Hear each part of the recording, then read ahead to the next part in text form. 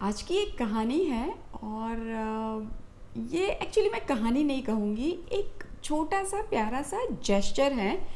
और ये कहानी भी एकदम ही छोटी सी है। आज की कहानी का नाम है तुम्हारा गुलदस्ता। मुझे ना ये कहानी बहुत बेहद प्यारी लगी, तो इसलिए मैंने आपके साथ ये शेयर कर रही हूँ। एक बूढ़े अंकल थे, बूढ़े बाबा। वो अपनी एक पुरानी सी गाड़ी लेके कहीं पे जाने के लिए निकले थे। बाबा की गाड़ी बहुत पुरानी थी, तो आराम आराम से जैसे 30-40 की स्पीड पे धीरे धीरे से बाबा लेके जा रहे थे। रास्ते में एक सिग्नल पड़ गया, तो सिग्नल रेड था और वो वाला सिग्नल था जो लंबी देर तक बंद रहता है ना, बिल्कुल वैसा वाला सिग्नल था। तो बाबा की गाड़ी रुक गई और जब रुकी तो बाबा की नज़र ना थोड़ी इधर उधर देखने लगी। तो बाजू में एक गाड़ी आके रुकी हुई थी। तो बाबा ने जब देखा तो पिछली सीट पे एक छोटी सी लड़की बैठी हुई थी, डरी सहमी सी। और देख के ऐसा लगा कि जैसे अभी अभी ना रो देगी ये लड़की।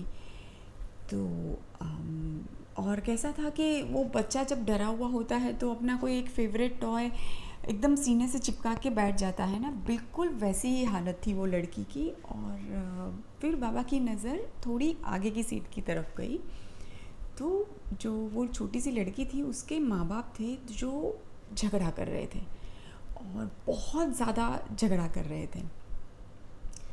तो बाबा कुछ सोच पाते उतनी देर में ही जो रास्ते पे वो छोटे छोटे बच्चे होते हैं ना, जो भीख मांगते रहते हैं, वो बच्चों ने आके बाबा की कार को घेर लिया और खिड़की पे नॉक करने लगे। शायद बाबा का ना रोज़ का रास्ता था, इसलिए बच्चे बाबा को बहुत अच्छे से पहचानते थे और उनको पता था कि बाबा जैसे ही आएंगे ना कुछ खाने को देंगे और अच्छा खाने को देंगे। तो सारे बच्चे ना बाबा की कार के आसपास इकट्ठा हो गए। बाबा ने भी प्यार से खिड़की खोली और कार में से ढेर सारे खाने के पार्सल्स निकाले, बिस्किट, टॉफ़ी वगैरह वगैरह, और बच्चों में बांट दिए। बच्चे ना एकदम खुशी से इधर उधर भागने लगे। फिर बाबा की नज़र ना वापस से वो कार की तरफ गई और देखा तो वो कपल का झगड़ा बिल्कुल जारी था। तो बाबा ने पता नहीं क्या सोचा और उनकी कार में ना एक फूलों का गुलदस्ता रखा हुआ था। तो वो जो बच्चे थे उनमें से एक बच्चे को बाबा ने बुलाया और बोला कि इधर आओ, मेरी एक बात सुनो। ये वाला जो गुलदस्ता है वो लेके आप वो बाजू की कार में जो कपल बैठे हुए हैं उनको जाके दे आओ। बच्चे ने भी खैर कुछ नहीं बोला क्योंकि बाबा को जानते थे।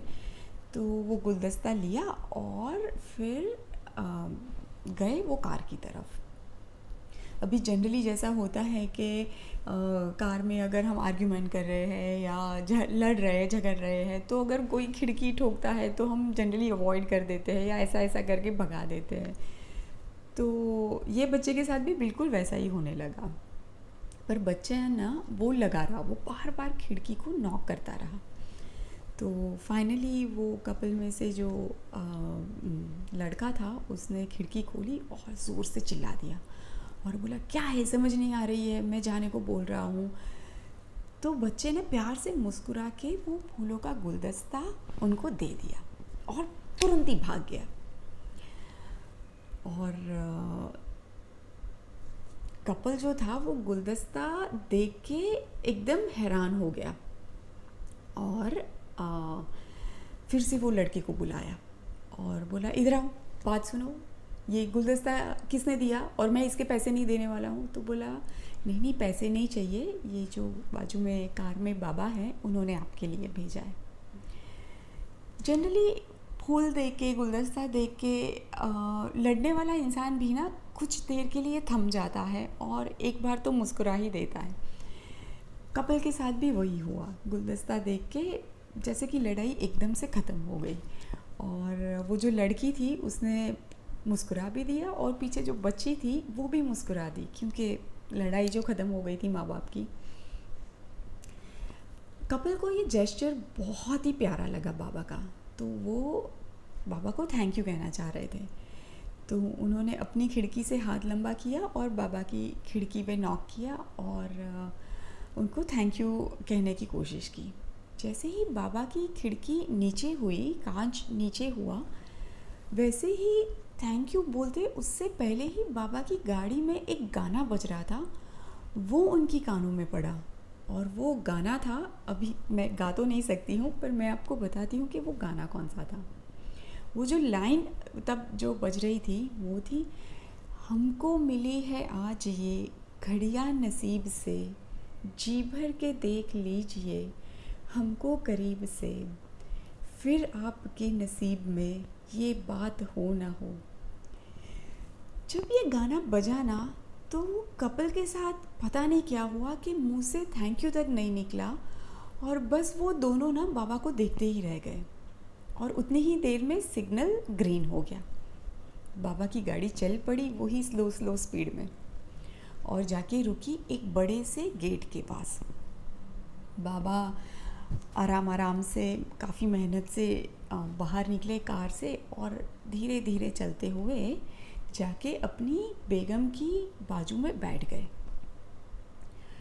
बेगम ने हालांकि कोई कंप्लेन नहीं की बाबा से, पर बाबा ने ना प्यार से अपना हाथ बेगम की कब्र पे रखा और माफ़ी मांगी और कहा, बेगम माफ़ कर देना, आज भी तुम्हारा गुलदस्ता मैं किसी और को दे आया और शायद उसको थोड़ा सा प्यार करना सिखा के आया, पर पक्का वादा कल ना तुम्हारे लिए यही वाला गुलदस्ता लेके आऊँगा, लाल गुलाब का, जो तुम्हें बड़ा पसंद है ना, पक्का वादा। ऐसे बातें चलती रही। बाबा कुछ देर तक बैठे अपनी बेगम के साथ और फिर आराम से वापस निकले अपनी गाड़ी लेके घर की ओर। और वापस से वही गाना बाबा की कार में बज रहा था, हमको मिली है आज ये घड़ियाँ नसीब से, जी भर के देख लीजिए हमको करीब से, फिर आपके नसीब में ये बात हो ना हो।